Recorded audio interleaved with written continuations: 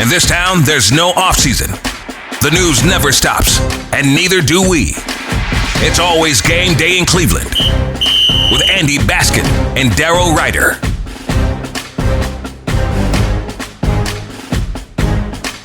It is always game day in Cleveland. How about that? The Browns win a crazy game on the shores of Lake Erie where the snow was heavy on one side of the field, a little bit lighter on the other side, and the Browns pick up their third win of the year, 24-19 over the Pittsburgh Steelers. Explain to me how the Browns beat the Ravens, beat the Steelers, should have beat the Bengals, and can't beat anybody else. Well, Jacksonville. I can't explain it, but it is something that came up in the locker room as well. After the game, a couple of players lamented the fact that beat the Steelers now, beat the Ravens. We've shown that we can play with folks, but here they are sitting at 3-8. But nevertheless, credit the defense, credit Jameis Winston, who had a couple of critical fourth quarter mistakes, the strip sack, the interception that turned the tide in the game, that got the Steelers right back in it and actually helped Pittsburgh take the lead, but they were able to do enough to give Jameis one last crack at it, and they were able to get the ball into Jerry Jeudy's hands a couple of times, and then obviously get Nick Chubb into the end zone for his second touchdown. We didn't hear from Chubb after the game.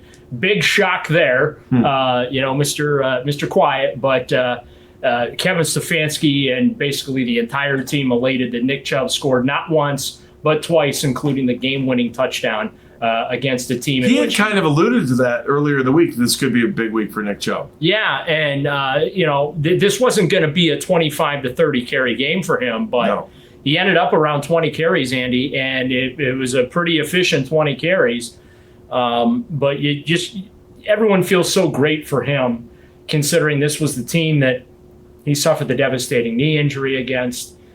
He comes back a little over a year later, and he beats the Pittsburgh Steelers in prime time. So a little bit of fun there. And then the Browns end up on prime time right after this, too. They'll play on Monday Night Football against the Denver Broncos coming up a week from Monday. But let's talk a little bit more about today's game. I mean, it was a bizarre game. And Daryl, the call at the end of the game, rather than take 4th down and 2, a 3rd down and 7, Mike Tomlin, I mean, that took forever to kind of sort its way out. And when it was all said and done, the Browns were able to pick up a huge first down. It really wouldn't have mattered if it was 3rd or 4th down because they picked up the yards on the next play. But, man, that was just bizarre. And, I didn't get a chance to hear what Mike Tomlin had to say about it after the game, but it was weird. The whole thing about it was weird. It was a pass to an eligible receiver, and I didn't get it. I think he was trying to figure out, once he saw the Browns put the offense back on the field at 4th and 1.5 yards, he was like, I probably should take the extra 5 yards here, even if it gives them an extra down at 3rd down. Right. So I think that was the thing that Tomlin was going, because originally they were going to decline the penalty. Then they were going to take the penalty. Then they decided they were going to decline it again. And then ultimately they decided to take the penalty. It was a bizarre sequence, no question about it. But again, I think Tomlin was trying to figure out, what Kevin Stefanski was thinking. Were they just going to go to the line and try and bluff a little bit, try and pull them off sides, get the cheap first down that way? Were they going to, take it down, burn the timeout, bring the field goal unit on, and try a kick? Kevin Stefanski told us after the game, unless it was going to be a really short field goal, he really had no intention of putting Dustin Hopkins on the field. Talked to Dustin Hopkins in the locker room. He said he felt confident pretty much any distance. He understood the conditions. Defensive players were talking about how it's the wet snow, so that's the clumpy stuff. It's all about the plant foot right there. Right, yeah. And but Hopkins felt like he was going to be able to bang it home from at least 45 on in, but didn't have to worry about it because Nick Chubb went ahead and took care of it down on the goal line. And Jameis Winston also did a nice job on the touchdown he ran in too as well, and then they were able to get lost his earpiece on it. Oh, I didn't see that. Oh yeah, he got drilled midair, and something popped out of his helmet. Kevin Stefanski said he thought it was the quarterback to coach communicator, the earpiece in there that popped out. I thought maybe he was mic'd up for Thursday Night Football and his microphone came out or something. Hard Knocks. Yeah, or Hard Knocks. But that was a roller coaster read for him. He was rolling out and looking, nothing there, and he just tucked it. And once he got to the goal line, you got close and he went airborne. I always get nervous when I see guys go airborne, especially your quarterback, because you worry about them getting hit midair and coming down and landing funny and getting hurt. But he got up perfectly fine. And I mean, it was a weird night all around. Weird because the Browns won. Weird because they beat the Steelers, who still can't win on Thursday night football on the road in the AFC North. No. The Browns have won 7 straight on Thursday night. Maybe they can play all their games on Thursday night moving forward. Well, in fact, they might want to move to the Mid-American Conference and play action on Tuesdays. They have a chance to win. I got some good news for you. Okay, let's hear it. Browns will still play the Bengals on Thursday night football again. Oh, that's true. Yeah. They are not being flexed. So obviously you had this one tonight. Right. They will go to Denver for Monday night football. And then, of course, they've got Pittsburgh, and then they will play the Cincinnati Bengals on Thursday Night Football. The NFL deciding that everybody should suffer through Cleveland Browns football. And what? No, I'm kidding. You can't make those jokes after a win, can you? No, not after a win over the Steelers. But the league and I think the reason why they didn't flex that other game out was because of Hard Knocks. Sure. That. Well, let's face. I mean, whether you like it or not, the Browns are pretty good for ratings. Doesn't matter if they're winning or losing. I hate to 100%. And you just that locker room after the game, you could just feel the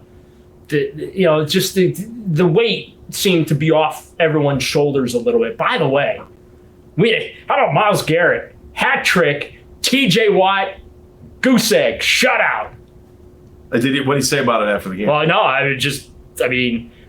After the back and forth that occurred this week, how sweet was that? It had to have been, especially when you're only a 2-win team coming into this 3-win team, and you're trying to figure out what you're playing for, and then you're playing for what defensive player of the year. You know what I'm saying? Like that was kind of an honor thing. Yeah. By the way, Myles Garrett now the 7th player in NFL history with 10 sacks in 7 consecutive seasons. How about that? Yeah, he's headed for Canton at some point. I do want to go back and talk about Jameis Winston for a second. Had a fumble, had an interception. I'm sure Browns fans in the fourth quarter were going, here we go, same old Jameis. Yeah. Well, especially because they fell behind, too. Right. They were down 19-18. And they seem to have it sewn away at 18-6, right? Kevin decides to go for 2. David Njoku goes up after dropping a pass on second down, would have been a touchdown. He goes up, airborne, makes the catch for the 2-point conversion. And and I'm sitting there thinking, okay, this thing's over. I've watched the Steelers a couple games this year. Their offense really struggles at times to put points on the board. And really, the only reason the Steelers got back in this game was because the Browns led them. As my good friend Joe, the security guy, says to me on the field out there, I just want you to know the Browns have won every game this season where they've scored more than 20 points. Congratulations. They are, and they're also undefeated when leading at halftime. Oh, I didn't realize they're now 2-0. Wow, all right. So we're getting all kinds of tidbits. All right, so let's go back on Kevin Stefanski here for a second, because he was taking a lot of heat. People are questioning whether he's going to be around or not next year. I will say a win over Pittsburgh, and especially if you can get 2 wins over Pittsburgh, goes a long way in this town. Well, my thing going into this week was someone has to be held accountable for this very disappointing season overall. That said, I don't believe that Kevin Stefanski's the problem. And it would be a shame if he was the fall guy for whatever has gone wrong this year. He was not getting fired after this game. If the Browns would have lost this game, I can tell you he was not getting fired. In fact, I put it in my game preview. Mm-hmm. Okay, maybe if they lost tonight, maybe the seat gets a little warm. Okay, but he was not getting fired after this game. We'll see what happens after the season. Where things stand, where they ultimately end up. Myles Garrett said after the game, "Listen, we're not playing for draft position. We're not playing for picks. We're playing to win games. We are competitors. We are trying to win football games here. That's what it's about. We are not thinking about next year. We're not thinking about draft position for the front office or being able to get more players, whatever. They're just focused on the here and now. And I think you saw that in this game." Being where they're at, and I think too it helps that they were on.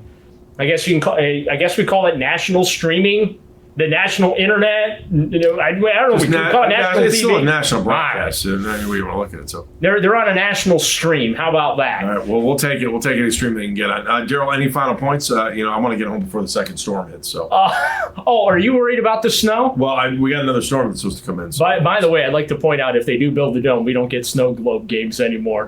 You know what?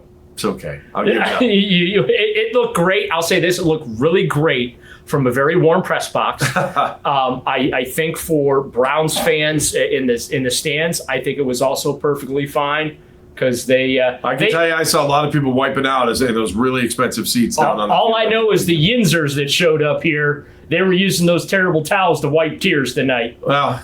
You know what? It wasn't as bad as I thought it was going to be. A lot of Browns fans did come out and support. Yeah. So, hey, we want to remind you, it's always game day in Cleveland, brought to you by our good friends at Smiley One and Bryant, Northeast Ohio's premier heating and cooling solution. We will talk to you. Wow, it's going to be a little while. We'll figure it out. We'll probably talk to you early next week. Middle of next week. Middle of next week. We'll figure it out. Daryl's ready to go on hiatus with the Browns for a couple of days. So they are not back again until a week from Monday. It's always game day in Cleveland.